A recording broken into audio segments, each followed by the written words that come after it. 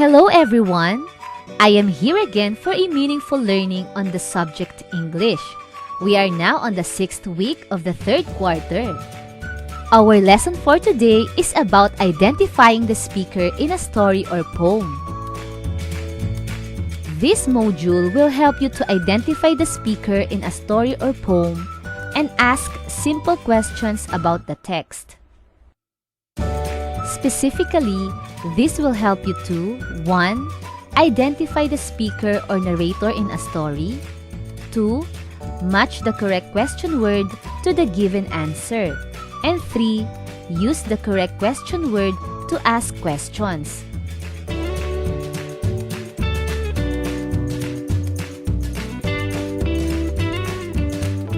Let us start your journey in learning more on identifying the speaker and asking simple questions. I am sure you are ready and excited to answer the pretest. Smile and cheer up. Read each sentence carefully. Write true on the line if the statement is correct. Write false if the statement is not correct. Number 1. The narrator is usually a character in a story. 2. Sometimes, the narrator is not part of the story but only explains what is happening. 3. Only the teachers and parents can ask a question about a story or poem.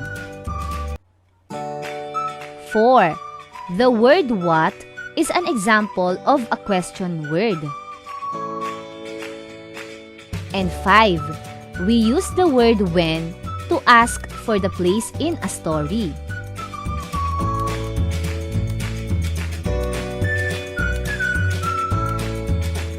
You have learned earlier how to predict possible ending of a story read.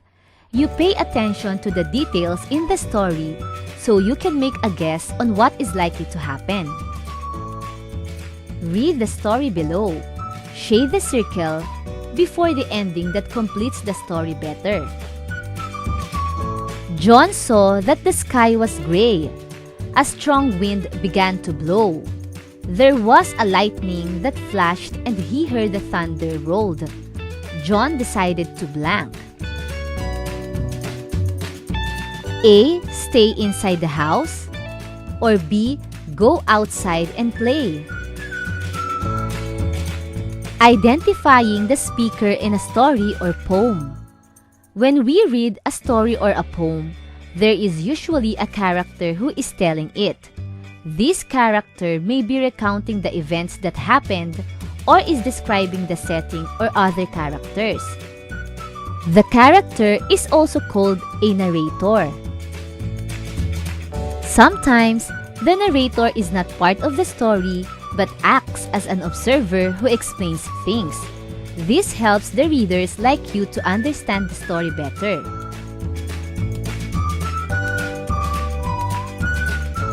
Asking the right questions.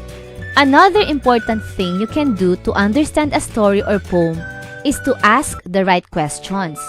We have words that you can use to know more details about the story or poem you are reading. Study the examples below. The first column tells the question words, and the second column tells the details they answered. Who asks for a person or a character. What asks for an object, animal, or activity. Where asks for the place or location. When asks for the time or date. Why asks for the reason, and how asks for what ways or about numbers. Our first activity, guess who. Read the short story and find out who is talking, and circle your answer and write it on the blank. Number 1. It is a summer day, and I am crawling on a flower. I buzz from flower to flower. A sudden gust of wind blows me away because I am so tiny. I am a blank. A bee, B butterfly, C mosquito. 2. I am in the playroom. I build a tall tower with my blocks. I add more blocks to make a big building. Then, I add a garage. I line up all my toy cars inside. They all can fit inside. I am a blank. A child, B parent, C teacher. 3. My big round eyes stare into the darkness. I have very good eyesight. I'm sitting on a tree when a tiny mouse runs on the ground. In a second, I will fly down to catch it.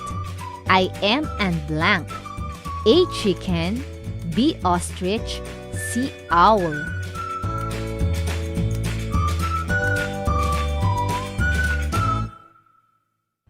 4. I am checking spelling tests. The pupils did a great job. I put stickers on all of the papers. Now it is time to go home. I remind the pupils to walk quietly in the hall. I am a blank. A chef, B doctor, C teacher. 5. I spend most of my time swimming. I like to swim with my friends. Sometimes, I jump out of the water. It is so much fun. I am a blank. A dolphin, B duck, C snake.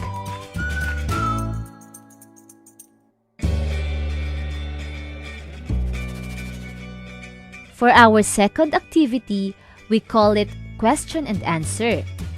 Read the short story, draw a line to connect the questions to the right answers supplied. I'm a little penguin, black and white. I waddle to the left and I waddle to the right. When I'm feeling hungry, splash and splish. I jump in the water and catch a fish. These are the questions. 1. Who is the speaker in the poem? 2.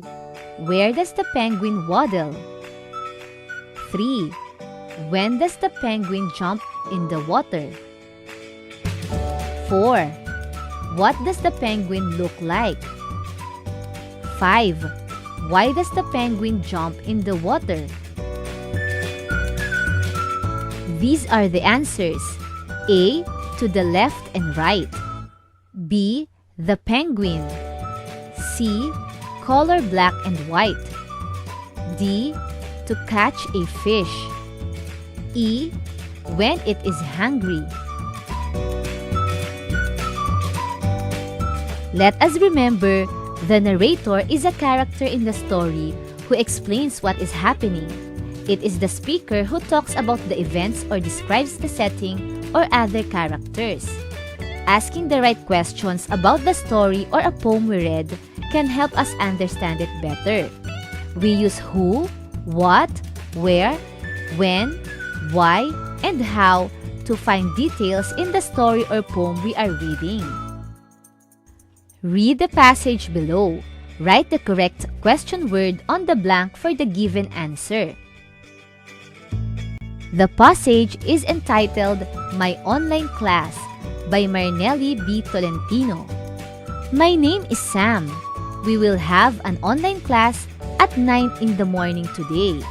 My teacher will read us a story about animals. I use a laptop to join my online classes. I love my online class.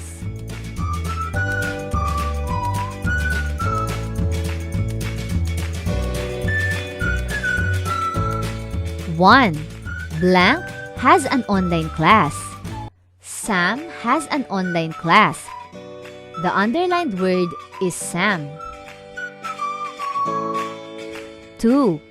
Blank is the start of her class. The class will start at 9 in the morning today. The underlined word is 9 in the morning. 3. Blank does she use for her online class?